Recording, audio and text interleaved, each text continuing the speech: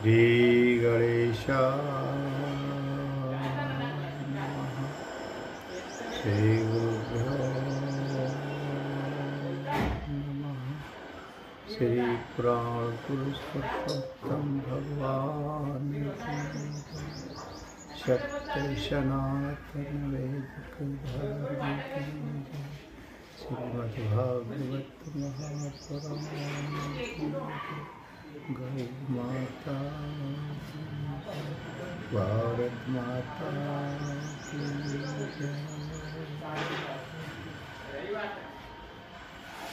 श्रीमद्भागवत महापुराण दशम स्कंद 59वां अध्याय भौमासुर का उद्धार और 16,100 राजकन्याओं के साथ भगवान का प्रभाव। राजा परीक्षित ने पूछा, भगवान श्री कृष्ण ने भौमासुर को, जिसने उन स्त्रियों को बंदी गृह में डाल रखा था, क्यों और कैसे मारा? आप कृपा करके शारंग धनुषधारी भगवान श्री कृष्ण का विचित्र चरित्र सुनाइए। श्री सुखदेव जी कहते हैं, परीक्षित, भौमासुर ने वरुण का छत्र, माता अदिति के कुंडल और मेरु पर्वत पर स्थित देवताओं का मणि पर्वत नामक स्थान छीन लिया था। इस पर सबके राजा इंद्र द्वारका में आए और उसकी एक एक करतूत उन्होंने भगवान श्री कृष्ण को सुनाई। अब भगवान श्री कृष्ण अपनी प्रिय पत्नी सत्यभामा के साथ गरुड़ पर सवार और भौमासुर की राजधानी प्राग्ज्योतिषपुर में गए। प्राग्ज्योतिषपुर में प्रवेश करना बहुत कठिन था। फिर जल से भरी खाई थी, उसके बाद आग या बिजली की चहारदीवारी थी और उसके भीतर वायु गैस बंद करके रखा गया था। इससे भी भीतर मुरदैत्य ने नगर के चारों ओर अपने 10,000 घोर एवं सुदृढ़ फंदे जाल बिछा रखे थे। भगवान श्री कृष्ण ने अपनी गदा की चोट से पहाड़ों को तोड़ फोड़ डाला और शस्त्रों की मोर्चेबंदी को बाणों से छिन्न भिन्न कर दिया। चक्र के द्वारा अग्नि, जल और वायु की चार दीवारियों को तहस नहस कर दिया और मुरदैत्य के फंदों को तलवार से काट कोट कर अलग रख दिया। जो बड़े बड़े यंत्र मशीनें वहाँ लगी हुई थी, उनको तथा वीर पुरुषों के हृदय को शंखनाद से विदीर्ण कर दिया और नगर के परकोटे को गदाधर भगवान ने अपनी भारी गदा से ध्वंस कर डाला। भगवान के 5 जन्य शंख की ध्वनि प्रलयकालीन बिजली की कड़क के समान महाभयंकर थी। उससे सुनकर मुरदैत्य की नींद टूटी और वह बाहर निकल आया। उसके 5 सिर थे और अब तक वह जल के भीतर सो रहा था। वह दैत्य प्रलयकालीन शूर और अग्नि के महान प्रचंड तेजस्वी था। वह इतना भयंकर था कि उसकी ओर आंख उठाकर देखना भी आसान काम नहीं था। उसने त्रिशूल उठाया और इस प्रकार भगवान की ओर दौड़ा। जैसे सांप गरुड़ जी पर टूट पड़े। उस समय ऐसा मालूम होता था मानो वह अपने 5 मुखों से त्रिलोकी को निगल जाएगा। उसने अपने त्रिशूल को बड़े वेग से घुमाकर गरुड़ जी पर चलाया और फिर अपने 5 मुखों से घोर सिंहनाद करने लगा। उसके सिंहनाद का महान शब्द पृथ्वी, आकाश, पाताल और 10 दिशाओं में फैलकर सारे ब्रह्मांडों में भर गया। भगवान श्री कृष्ण ने देखा कि मुरदैत्य का त्रिशूल गरुड़ की ओर बड़े वेग से आ रहा है। तब अपना हस्त कौशल दिखाकर फुर्ती से उन्होंने 2 बाण मारे, जिनसे वह त्रिशूल कटकर 3 टुक हो गया। इसके साथ ही मुरदैत्य के मुखों में भी भगवान ने बहुत से बाण मारे, कटकर 3 टुक हो गया। इसके साथ ही मुरदैत्य के मुखों में भी भगवान ने बहुत से बाण मारे। इससे वह दैत्य अत्यंत क्रुद्ध हो उठा और उसने भगवान पर अपनी गदा चलाई।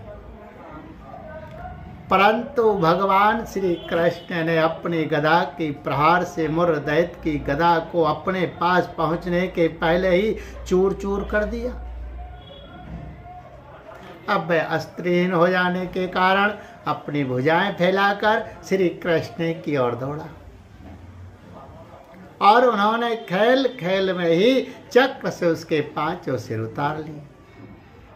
सिर कटते ही मुरदैत्य के प्राण पंखेर उड़ गए और वह ठीक वैसे ही जल में गिर पड़ा जैसे इंद्र के वज्र से शिखर कट जाने पर कोई पर्वत समुद्र में गिर पड़ा हो। मुरदैत्य के 7 पुत्र थे, ताम्र, अंतरिक्ष, श्रवण, विभावसु, वसु, नवस्वान और अरुण। ये अपने पिता की मृत्यु से अत्यंत शोकाकुल हो उठे और फिर बदला लेने के लिए क्रोध से भरकर शस्त्रास्त्र से सुसज्जित हो गए तथा पीठ नामक दैत्य को अपना सेनापति बनाकर भौमासुर के आदेश से श्री कृष्ण पर चढ़ गए। श्री कृष्ण पर चढ़ाए। वे वहां आकर बड़े क्रोध से भगवान श्री कृष्ण पर बाण, खड्ग, गदा, शक्ति, सृष्टि और त्रिशूल आदि प्रचंड शस्त्रों की वर्षा करने लगे। परीक्षित, भगवान की शक्ति अमोघ और अनंत। उन्होंने अपने बाणों से उनके कोटि कोटि शस्त्रास्त्र तिल तिल करके काट गिराए। भगवान के शस्त्र प्रहार से सेनापति, पीठ और उसके साथी दैत्यों के सिर, जांघें, भुजा, पैर और कवच कट गए और उन सभी को भगवान ने यमराज के घर पहुंचा दिया। जब पृथ्वी के पुत्र नरकासुर भौमासुर ने देखा कि भगवान श्री कृष्ण के चक्र और बाणों से हमारी सेना और सेनापतियों का संहार हो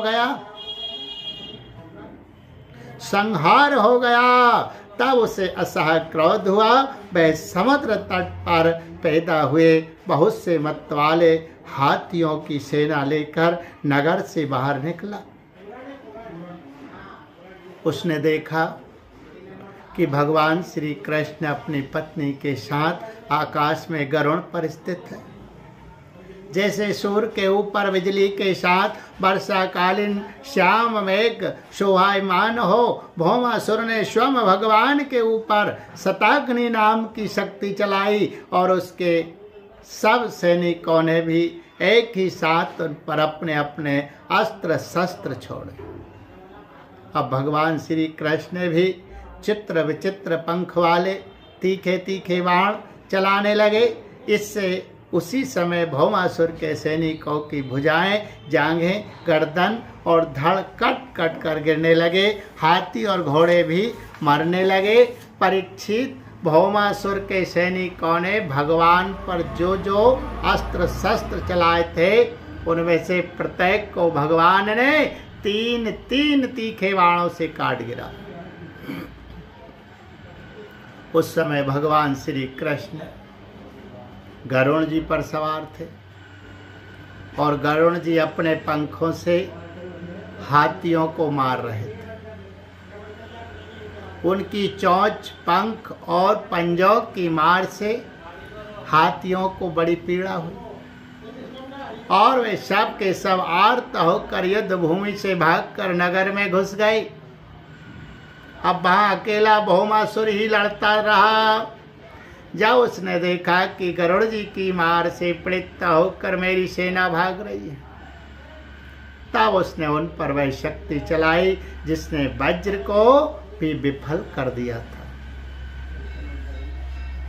परंतु उसकी चोट से पक्षीराज गरुण तनिक भी विचलित न हुए, मानो किसी ने मत वाले गजराज पर फूलों की माला से प्रहार किया हो। अब भौमासुर ने देखा कि मेरी एक भी चाल नहीं चलती, सारे उद्योग विफल होते जा रहे हैं। तब उसने श्री कृष्ण को मार डालने के लिए एक त्रिशूल उठाया, परंतु उसे अभी वह छोड़ भी ना पाया था कि भगवान श्री कृष्ण ने छुरे के समान तीखी धार वाले चक्र से हाथी पर बैठे हुए भौमासुर का सिर काट डाला। उसका जगमगाता हुआ सिर कुंडल और सुंदर किरीट के सहित पृथ्वी पर गिर पड़ा। उसे देखकर भौमासुर के सगे संबंधी हाय हाय पुकार उठे। ऋषि लोग साधु साधु कहने लगे और देवता लोग भगवान पर पुष्पों की वर्षा करते हुए स्तुति करने लगे। अब पृथ्वी भगवान के पास आई। उसने भगवान श्री कृष्ण के गले में वैजयंती के साथ बनवाला पहना दी और अदिति माता के जगमगाते हुए कुंडल जो तपाए हुए सोने के एवं रत्न जड़ित थे भगवान को दे दिए तथा वरुण का छत्र और साथ ही एक महामणि भी उनको दी। राजन, इसके बाद पृथ्वी देवी बड़े बड़े देवताओं के साथ पूजित विश्वेश्वर भगवान श्री कृष्ण को प्रणाम करके हाथ जोड़कर भक्ति भाव भरे हृदय से उनकी स्तुति करने लगे। पृथ्वी देवी ने कहा, शंख चक्र गदाधारी देव देवेश्वर, मैं आपको नमस्कार करती हूँ। परमात्मन, आप अपने भक्तों की इच्छा पूर्ण करने के लिए उसी के अनुसार रूप प्रकट किया करते हैं। आपको मैं नमस्कार करती हूँ। प्रभु, आपकी नाभि से कमल प्रकट हुआ। आप कमल की माला पहनते हैं। आपके नेत्र कमल से खिले हुए और शांतिदायक है। आपके चरण कमल के समान सुकुमार और भक्तों के हृदय को शीतल करने वाले हैं। आपको मैं बार बार नमस्कार करती हूँ। आप समग्र ऐश्वर्य, धर्म, यश, संपत्ति, ज्ञान और वैराग्य का आश्रय है। आप सर्वव्यापक होने पर भी स्वयं वसुदेव नंदन के रूप में प्रकट है। मैं आपको नमस्कार करती हूँ। आप ही पुरुष है और समस्त कारणों के भी परम कारण है। आप स्वयं पूर्ण ज्ञान स्वरूप है। मैं आपको नमस्कार करती हूँ। आप स्वयं तो है जन्म रहित, परंतु इस जगत के जन्मदाता आप ही है। आप ही अनंत शक्तियों के आश्रय ब्रह्म है। जगत का जो कुछ भी कार्य कारणमय रूप है, जितने भी प्राणी या प्राणी हैं, सब आपके स्वरूप है। परमात्मन, आपके चरणों में मेरे बार बार नमस्कार। प्रभु, जब आप जगत की रचना करना चाहते हैं तब उत्कट रजोगुण को, और जब इसका प्रलय करना चाहते हैं तब तमोगुण को, तथा जब इसका पालन करना चाहते हैं तब सत्वगुण को स्वीकार करते हैं। परंतु ये सब करने पर भी आप इन गुणों से ढकते नहीं, लिप्त नहीं होते। जगतपते, आप स्वयं ही प्रकृति, पुरुष और दोनों के संयोग वियोग के हेतु काल हैं तथा उन तीनों से परे भी है। भगवान, मैं पृथ्वी, जल, अग्नि, वायु, आकाश पंच तन मात्राएं, मन, इंद्रिय और इनके अधिष्ठात्र देवता, अहंकार और महतत्व कहाँ तक कहूँ? ये संपूर्ण चराचर जगत आपके अद्वितीय स्वरूप में भ्रम के कारण ही पृथक प्रतीत हो रहा है।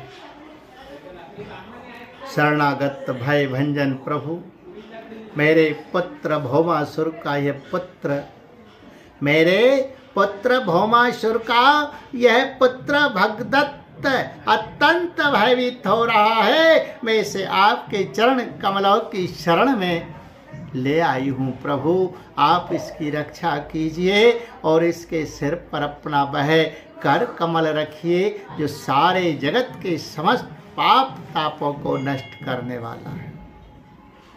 श्री सुखदेव जी कहते हैं, परीक्षित, जब पृथ्वी ने भक्ति भाव से विनम्र होकर इस प्रकार भगवान श्री कृष्ण की स्तुति प्रार्थना की, तब उन्होंने भगदत्त को अभयदान दिया और भौमासुर के समस्त संपत्तियों से संपन्न महल में प्रवेश किया। वहां जाकर भगवान ने देखा कि भौमासुर ने बलपूर्वक राजाओं से 16,000 राजकुमारियां छीनकर अपने यहाँ रख छोड़ी थी। जब उन राजकुमारियों ने अंतःपुर में पधारे हुए नर श्रेष्ठ भगवान श्री कृष्ण को देखा, तब वे मोहित हो गई और उन्होंने उनकी अहेतु की कृपा तथा अपना सौभाग्य समझकर मन ही मन भगवान को अपने परम प्रियतम पति के रूप में वरण कर लिया। उन राजकुमारियों में से प्रत्येक ने अलग अलग अपने मन में यही निश्चय किया कि ये श्री कृष्ण ही मेरे पति हो और विधाता मेरी इस अभिलाषा को पूर्ण करो। इस प्रकार उन्होंने प्रेम भाव से अपना हृदय भगवान के प्रति निछावर कर दिया। तब भगवान श्री कृष्ण ने उन राजकुमारियों को सुंदर सुंदर निर्मल वस्त्राभूषण पहनाकर पालकियों से द्वारका भेज दिया और उनके साथ ही बहुत से खजाने, रथ, घोड़े तथा अतुल संपत्ति भी भेजी। ऐरावत के वंश में उत्पन्न हुए अत्यंत वेगवान 4 दांतों वाले सफेद रंग के 64 हाथी भी भगवान ने वहां से द्वारका भेजे। इसके बाद भगवान श्री कृष्ण अमरावती में स्थित देवराज इंद्र के महलों में गए। वहाँ देवराज इंद्र ने अपनी पत्नी इंद्राणी के साथ सत्यभामा जी और भगवान श्री कृष्ण की पूजा की। तब भगवान ने अदिति के कुंडल उन्हें दे दिए। वहां से लौटते समय सत्यभामा जी की प्रेरणा से भगवान श्री कृष्ण ने कल्प वृक्ष उखाड़ कर गरुड़ पर रख लिया और देवराज इंद्र तथा समस्त देवताओं को जीत कर उसे द्वारका में ले आए। भगवान ने उसे सत्यभामा के महल के बगीचे में लगा दिया। इससे उस बगीचे की शोभा अत्यंत बढ़ गई। कल्प वृक्ष के साथ उसके गंध और मकरंद के लोभी भौरे स्वर्ग से द्वारका में चले आए थे। परीक्षित, देखो तो सही, जब इंद्र को अपना काम बनाना था तब तो उन्होंने अपना सिर झुकाकर मुकुट की नोक से भगवान श्री कृष्ण के चरणों का स्पर्श करके उनसे सहायता की भिक्षा मांगी थी। परंतु जब काम बन गया तब उन्होंने उन्हीं भगवान श्री कृष्ण से लड़ाई ठान ली। सचमुच ये देवता भी बड़े तमोगुणी हैं और सबसे बड़ा दोष तो उनमें धनाढ्यता का है। धिक्कार है ऐसी धनाढ्यता को। तदंतर भगवान श्री कृष्ण ने एक ही मुहूर्त में अलग अलग भवनों में अलग अलग रूप धारण करके एक ही साथ सब राजकुमारियों का शास्त्रोक्त विधि से पानी ग्रहण किया। सर्वशक्तिमान अविनाशी भगवान के लिए इसमें आश्चर्य की कौन सी बात है? परीक्षित, भगवान की पत्नियों के अलग अलग महलों में ऐसी दिव्य सामग्रियां भरी हुई थी जिनके बराबर जगत में कहीं भी और कोई भी सामग्री नहीं है। फिर अधिक की तो बात ही क्या है। उन महलों में रहकर मति गति के परे की लीला करने वाले अविनाशी भगवान श्री कृष्ण अपने आत्मानंद में मग्न रहते हुए लक्ष्मी जी की अंश स्वरूपा उन पत्नियों के साथ ठीक वैसे ही विहार करते थे जैसे कोई साधारण मनुष्य घर गृहस्थी में रहकर गृहस्थ धर्म के अनुसार आचरण करता हो। परीक्षित, ब्रह्मा आदि बड़े बड़े देवता भी भगवान के वास्तविक स्वरूप को और उनकी प्राप्ति के मार्ग को नहीं जानते।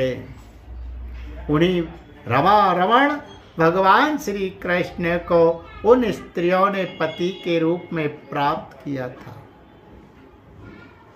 अब नित्य निरंतर उनके प्रेम और आनंद की अभिवृद्धि होती रहती थी और वे प्रेम भरी मुस्कुराहट, मधुर चितवन, नव समागम, प्रेमालाप तथा भाव बढ़ाने वाली लज्जा से युक्त होकर सब प्रकार से भगवान की सेवा करती रहती थी।